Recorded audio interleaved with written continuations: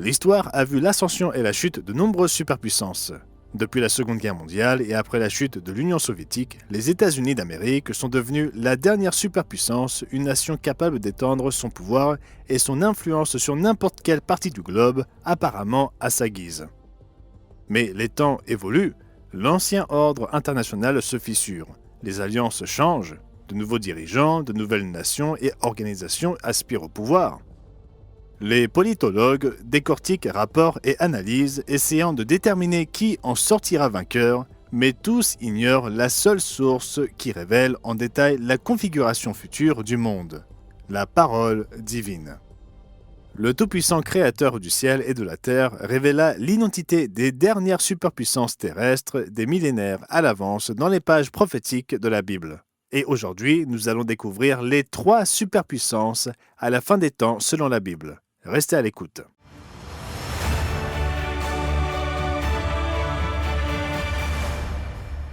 Salutations de la part de toute l'équipe du studio du Monde de Demain, sous l'égide de l'Église du Dieu vivant. Au Monde de Demain, notre mission est de vous aider à comprendre le monde qui vous entoure à travers les pages de la Bible. Pour cela, il est nécessaire de comprendre les prophéties bibliques, sources fiables, concernant ce que réserve l'avenir. La Seconde Guerre mondiale a laissé à la civilisation humaine 3 gouvernements reconnus dans le monde entier comme des superpuissances. Les États-Unis, le Royaume-Uni et l'Union soviétique. Cependant, ce conflit épuisa les Britanniques et leur influence sur les affaires internationales déclina rapidement, déclin illustré de façon flagrante par la crise de Suez en 1956.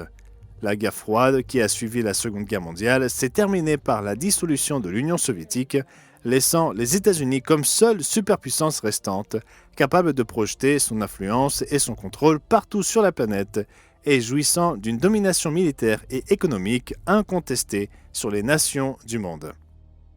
Mais mes amis, les temps changent. Les grands empires d'hier deviennent les nations marginalisées d'aujourd'hui et dans certains cas, de simples notes de bas de page de l'histoire de demain, de simples souvenirs qui n'intéressent que les universitaires étudiant les vestiges du passé. Aujourd'hui, les États-Unis sont déchirés par des divergences idéologiques et semblent se fracturer continuellement en fragments de plus en plus petits et colériques, chacun trouvant chaque jour davantage difficile de vivre dans le même pays avec les autres. Alors que les États-Unis cherchent à mettre de l'ordre dans leur propre maison, des nations telles que la Chine y voient une occasion d'exercer leur influence et d'affirmer leur propre domination dans des secteurs que le gouvernement américain n'aurait jamais permis auparavant. Les nations européennes, telles que l'Allemagne, qui ont longtemps compté sur les États-Unis et leur soutien à l'OTAN pour se sentir en sécurité face à l'Union soviétique, puis à la Russie, ne sont plus convaincus que les États-Unis viennent les soutenir. Les alliances qui ont perduré pendant des générations sont en train de se désintégrer, alors même que des ennemis de longue date, tels qu'Israël et de nombreux pays arabes, réexaminent leurs options dans un monde où toutes les anciennes variables prennent de nouvelles valeurs. Et tout cela se produit dans un monde qui est devenu plus dangereux que jamais, où le déploiement massif de drones dans le conflit entre l'Ukraine et la Russie a changé le visage de la guerre, sans parler de l'impact potentiel des armes biologiques avancées et de l'imprévisible que représente l'intelligence artificielle. La structure et la configuration du monde changent sous nos yeux. Les États-Unis resteront-ils la seule superpuissance pendant les années à venir ? Un rival des États-Unis parviendra-t-il à s'imposer ou même les remplacer ? Qui seront les prochaines superpuissances ? Les réponses à ces questions n'ont pas à être un mystère, car il existe une source de connaissances et de compréhension que les analystes politiques de notre époque prennent rarement en considération, mais qui est pourtant la seule à avoir toujours vu juste dans ses prédictions. Il s'agit de la parole de Dieu, la Sainte Bible. Les prophéties de la Bible sont de l'histoire écrite à l'avance, inspirée par le seul être qui connaît l'avenir avant qu'il arrive. Reportez-vous avec moi dans Ésaïe 46, à partir du verset 9, où le prophète rapporte le défi lancé par Dieu à l'humanité. Souvenez-vous de ce qui s'est passé dès les temps anciens, car je suis Dieu, et il n'y en a point d'autre. Je suis Dieu, et nul n'est semblable à moi. J'annonce dès le commencement ce qui doit arriver, et longtemps d'avance ce qui n'est pas encore accompli. Je dis, mes arrêts subsisteront, et j'exécuterai toute ma volonté. Ce qu'il prédit se réalise sans faute à chaque fois.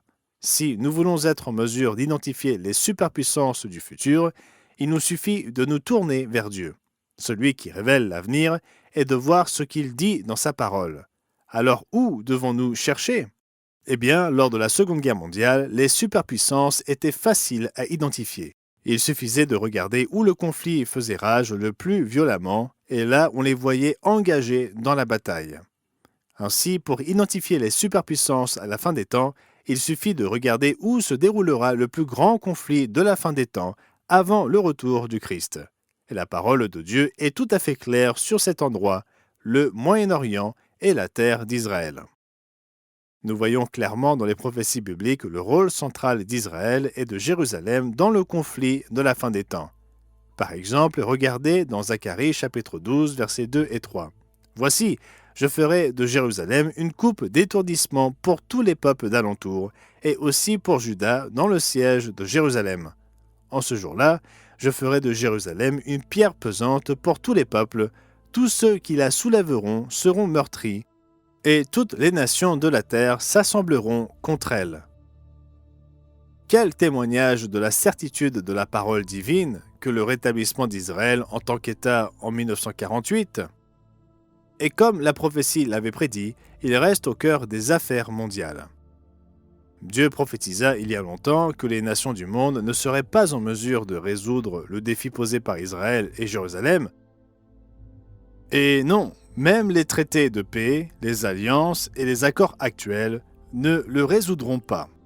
Ainsi, si Jérusalem, Israël et la région environnante représentent le théâtre des derniers actes de l'humanité avant le retour du Christ, alors les trois ultimes superpuissances sont les acteurs qui occuperont cette scène à la fin des temps. Alors, quelle puissance militaire la Bible révèle-t-elle comme se disputant la Terre Sainte à la fin des temps ? De nombreuses prophéties bibliques se combinent pour nous donner les détails du scénario de la fin des temps.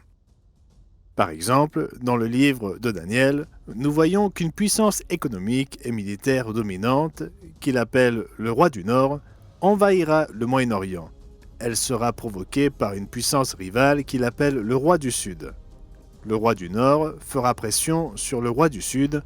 En envahissant son territoire, le pillera jusqu'à ce qu'il soit troublé par la nouvelle qu'il entendra concernant des armées incroyablement importantes de l'autre côté de l'Euphrate. Après de nombreux conflits, le fleuve Euphrate s'asséchera miraculeusement, permettant à ces deux puissances, le roi du Nord et une force massive venue de l'Est, de se rencontrer sur la colline de Megiddo, appelée en hébreu Armageddon, où elles se rassembleront avant de descendre sur Jérusalem pour ce que Dieu appelle dans Apocalypse 16, verset 14, le combat du grand jour du Dieu Tout-Puissant. La dévastation provoquée par ces forces militaires dans les conflits qui mèneront à cette bataille finale causera la mort du tiers des hommes.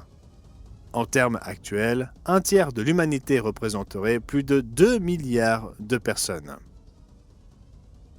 Les conflits à venir entre ces superpuissances seront horribles, à tel point que Jésus-Christ nous met tous en garde dans Matthieu 24 et au verset 22 que personne ne serait sauvé si Dieu n'intervenait pas pour abréger ces jours. Et nous devrions remercier Dieu de son intervention, car il interviendra. Alors qui sont ces superpuissances ? Le roi du Nord, le roi du Sud et les immenses armées de l'Orient.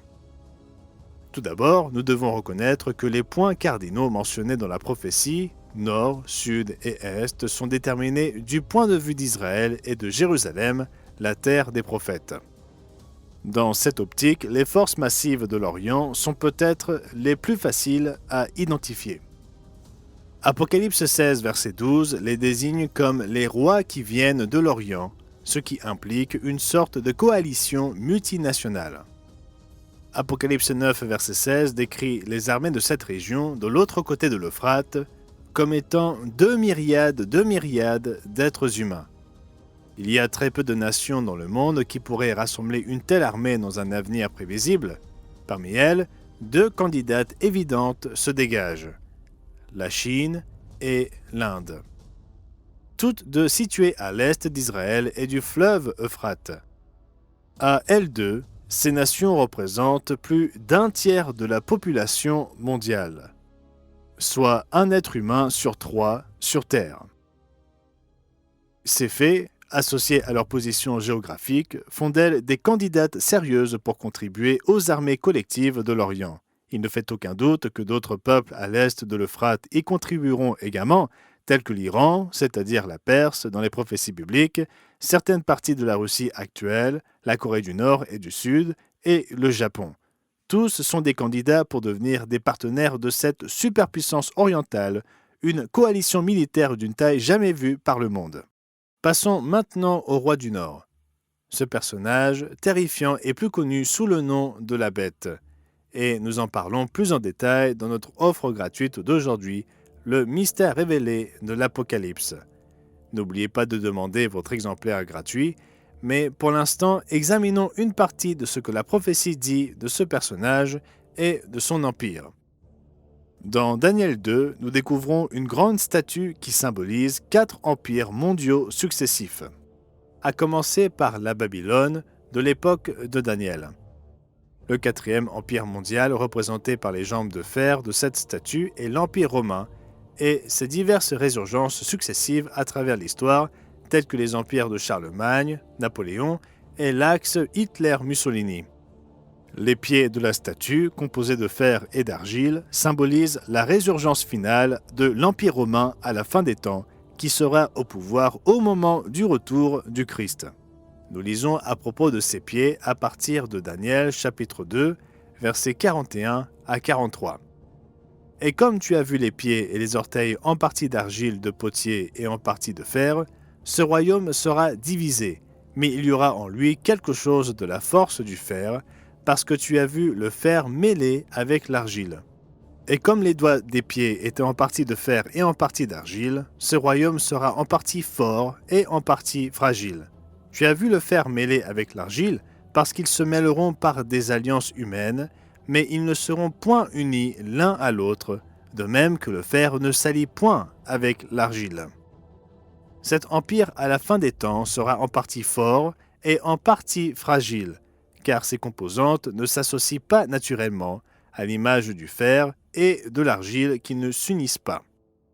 Tout comme notre ministère l'explique depuis près d'un siècle, les germes actuels de ce qui deviendra cet empire romain restauré se trouvent dans l'Union européenne d'aujourd'hui et il sera dirigé par une Allemagne redynamisée. À vrai dire, nous avons été ridiculisés pour cette position au fil des années. Après tout, depuis la Seconde Guerre mondiale, l'Europe dépend fortement des États-Unis pour son soutien et sa protection militaire, et l'Allemagne fut tellement accablée par son passé pendant la Seconde Guerre mondiale qu'elle semblait presque trop honteuse pour mettre en place une présence militaire majeure. Mais comme le dit l'apôtre Paul dans l'Épître aux Romains 3, verset 4, que Dieu soit reconnu pour vrai et tout homme pour menteur. Et comme toujours, l'actualité rattrape la prophétie. Poussés par le conflit russo-ukrainien et leur crainte que les États-Unis ne leur tournent le dos, les pays européens, y compris l'Allemagne, ont soudainement commencé à prendre des mesures spectaculaires pour prendre en main leur propre destin militaire. En 2025, la présidente de la Commission européenne, Ursula von der Leyen, a déclaré « L'heure est au réarmement ». Et l'Europe est prête à renforcer massivement ses dépenses en matière de défense. Elle a proposé de mobiliser jusqu'à 800 milliards d'euros, soit près de 1000 milliards de dollars américains pour les dépenses de défense.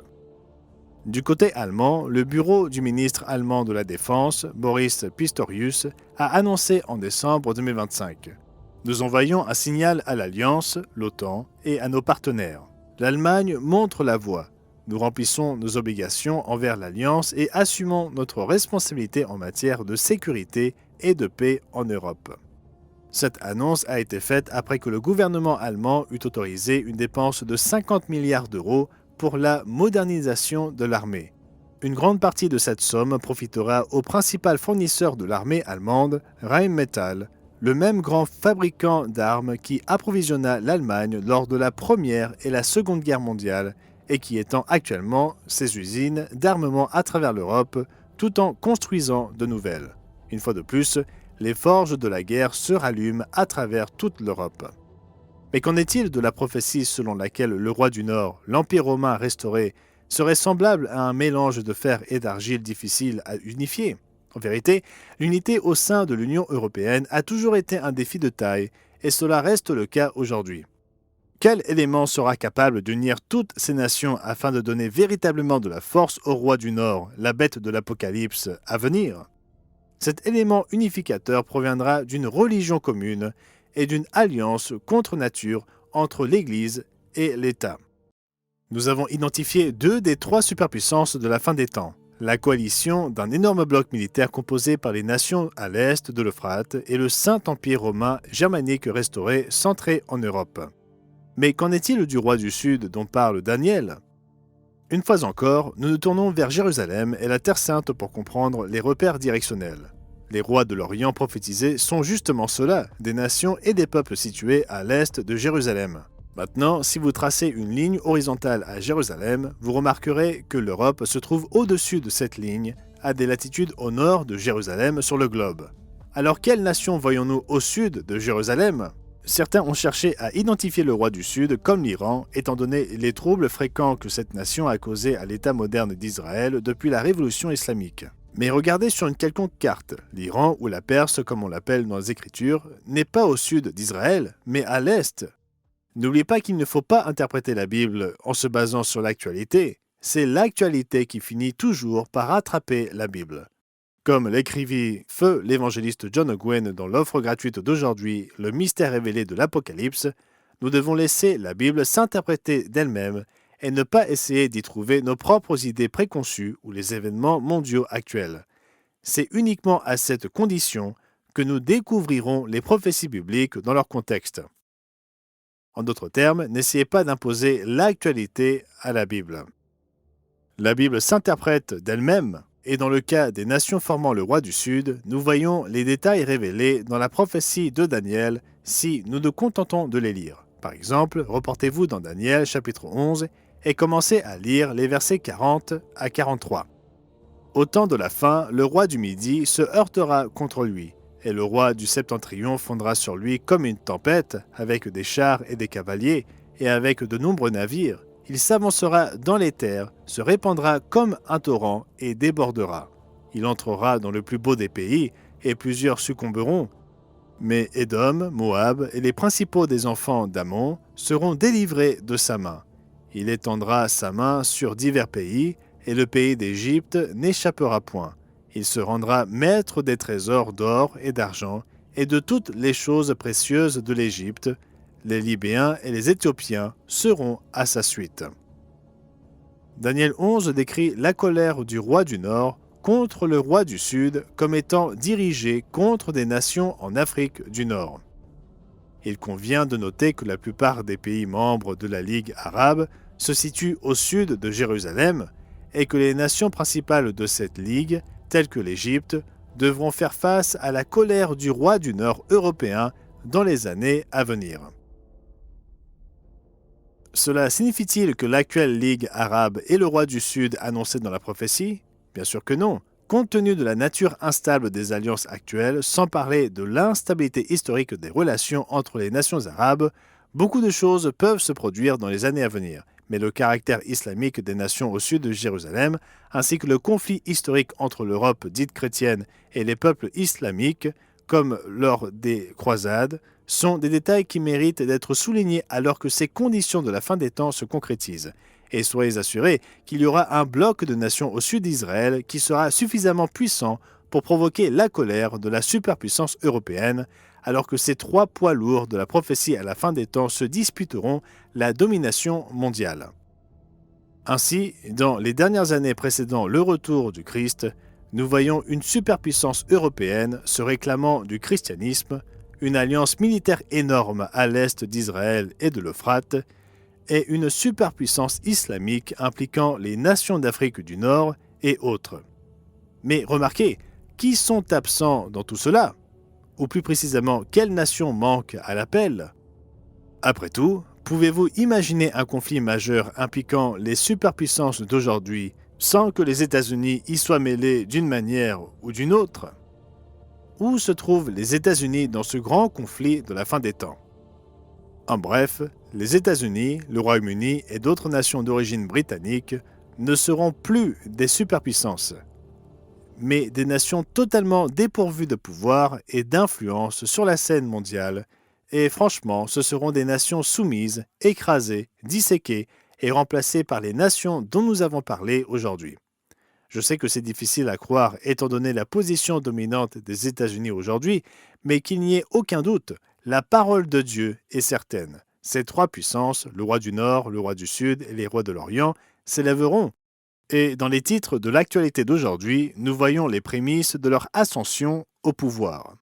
En fait, il existe une quatrième superpuissance à prendre en compte, une superpuissance que nous avons à peine mentionnée, mais qui, selon la prophétie, écrasera toutes celles dont nous avons parlé aujourd'hui.